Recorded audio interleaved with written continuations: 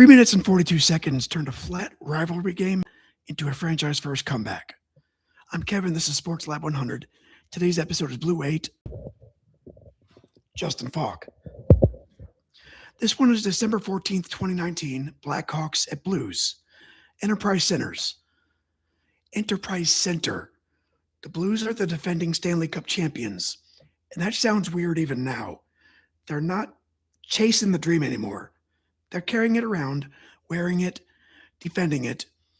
They're finding out that every team wants to poke the shiny thing. St. Louis comes in 19-8-6. Chicago comes in 12-15-6. And that tells part of the story. The Blues are good again. The Blackhawks are not what they were, but they're still the Blackhawks. And that old muscle memory matters here. Patrick Kane, he's still dangerous. Jonathan Toews is still there. Corey Crawford can still make a night annoying. But this isn't the peak dynasty anymore. It's still not some random Tuesday opponent either. It's Chicago. Gross, but real. For Justin Faulk, this is the awkward early part of the relationship. He'd been a Hurricane pretty much forever. Then on September 24th, 2019, the Blues traded Joel Edmondson, Dominic Bach, and a pick to Carolina for Faulk and a pick. Then they immediately gave him 7 years and $45.5 million. It's not a rental or a test drive. We just won the cup, and we're still shopping in the expensive aisle. Faulk was born March 20th, 1992 in South St. Paul, Minnesota.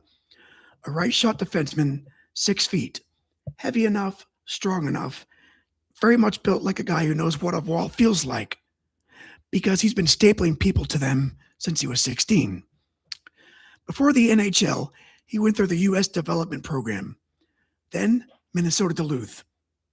As a freshman, he helped UMD win the 2011 national championship.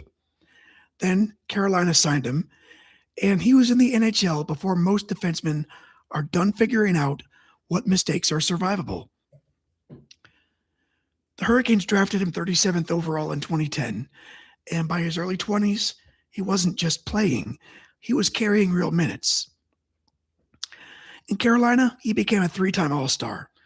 He played top pair work, power play work, hard matchups, everything. He wasn't a perfect player because nobody playing that many minutes for those Hurricane teams was going to look clean every single night. But he was useful in every hockey language. He could shoot it, he could move it, he could eat minutes, and he had that right shot defenseman tax attached to him. That's where the whole league starts acting like it found a rare coin. The Blues didn't need Faulk to be their whole defense. They already had Alex Pietrangelo, Colton Parayko, Jay Bouwmeester, and the machinery of a cup team. They needed Faulk to slide in, survive the first wave of awkward, and become part of the next version. And that's easy to say. Less easy when the first few months feel like you showed up at somebody else's family reunion and they already have assigned seats. On to the game. For almost 2 periods, this is mostly a Corey Crawford game. St. Louis pushes. Chicago blocks enough of it. Crawford handles the rest. The Blues get nothing. Then, 19 seconds into the second, Brandon Saad scores. Chicago leads 1-0. That score holds until the third, and then Saad scores again 30 seconds in. Now it's 2-0. That's still manageable, but it's annoying. Patrick Kane adds another one to make it 3-0 with 15:44 left. This is where the episode should turn into a lecture about missed chances and veteran teams having off nights. Nope. 24 seconds later, Tyler Bozak scores. Robert Thomas sets him up. Suddenly it's 3-1. Not a comeback yet. More like the first loud noise in a dead room. The Blues keep coming. They don't look elegant. They look stubborn. And that's better. Crawford keeps making saves, but the ice is starting to tilt. Chicago's trying to get this thing to the boards and kill minutes. St. Louis is turning every loose puck into a problem. And with 6:52 left, Bozak gets another one. Thomas assists again. Now it's 3-2, and the building starts doing that thing where it doesn't roar, but it inhales. And 12 seconds later, Jacob De La Rose ties it. That's the ridiculous part. Not the comeback itself, the compression. You don't get a neat emotional arc. You get punched in the face twice before you process the first one. De La Rose, who had arrived from Detroit in the Robbie Fabry trade, scores his first goal as a Blue on a backhand. Now Chicago's standing there like the floor moved. It's 3-3. The hockey industry loves clean explanations. Systems, structure, forecheck pressure, puck retrieval. Sure, all of it. All that's real. Sometimes a game just becomes a bar fight when one side realizes that it likes the bar fight. And then Faulk gets his moment. There's 2:26 left. Robert Thomas has the puck. Again, because apparently he's been appointed the Minister of Defense. He finds Faulk. Faulk steps into the shot. It catches iron and goes in. 4-3 Blues. That's the goal. That's the whole episode in one swing. Faulk had come to St. Louis with a contract, expectations, and a little bit of side eye from a fan base that just watched Edmondson help win the cup. On this night, he isn't new guy. He isn't trade piece. He's the guy who finishes the comeback. The Blues still have to kill the rest. Faulk even takes a delay of game penalty with 1:55 left. Chicago gets the timeout. Crawford goes to the bench. Kane gets a look. Dylan Strome gets one too. Bennington and the Blues survive. The finals Blues 3. The finals Blues 4. Blackhawks 3. St. Louis outshoots Chicago 38-22. Bozak scores twice. Thomas has 3 assists, and Bennington makes 19 saves. Faulk played 22-44, takes 5 shots, and he scored the game winner. And that's a pretty good night for a defenseman who's still really trying to unpack his bags. After the game, the quotes are exactly what you'd expect from a team that knows it stole one and thinks stealing one is part of the job. Bozak said they felt like if they got one, they might get another one and keep piling on. De La Rose joked about the backhand being a secret weapon. Faulk said the first goal gave them momentum. They stuck with it and said, "We'll take it." Yeah, no kidding.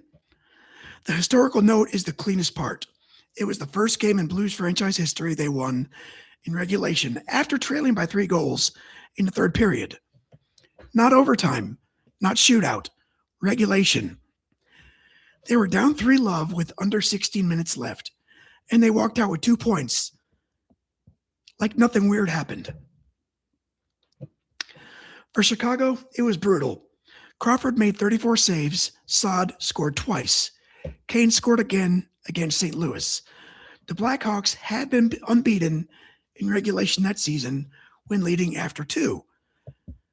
Then that streak got thrown into a wood chipper. The rest of the season got strange for everybody.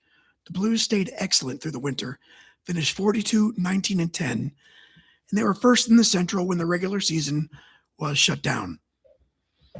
Then came the bubble, the round robin in Vancouver. The defending champs didn't get their real title defense. They got a strange restart, a flat re-entry, and a first-round loss to the Canucks in 6. Chicago somehow got a bubble life raft. They beat Edmonton in the qualifying round. That's funny if you're not Edmonton, but then they've lost to Vegas in 5. It was the last twitch of Chicago's old championship animal before the rebuild really started taking over.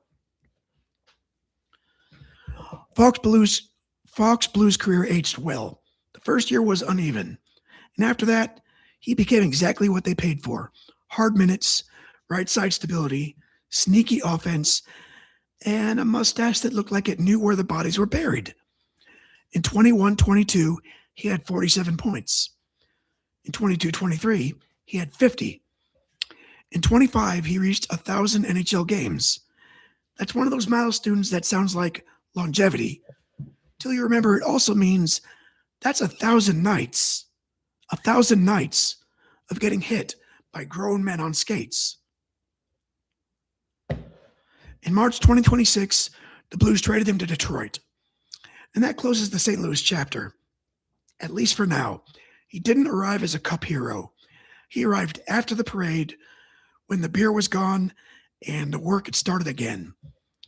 But he became a real Blue, not the loudest one, not the face of the era, just a heavy-minute defenseman who made the team better for years.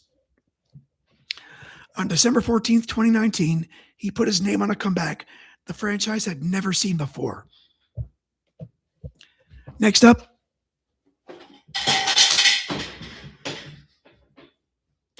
that's funny. Where is he? Warrior 33, Kevin Durant, June 7th, 2017. Game 3 of the NBA Finals, Warriors, Cavaliers. Cleveland has its best shot to make the series real. And then Durant comes walking up the left side like an assassin with a gym membership. That's next time. For now, this was Blue 8, Justin Faulk. A new guy, a weird fit, a 3-goal hole, and one blast off the post to turn the whole night blue. I'm Kevin. This is Sports Lab 100. Stay kind, keep moving, and I'll see you next time.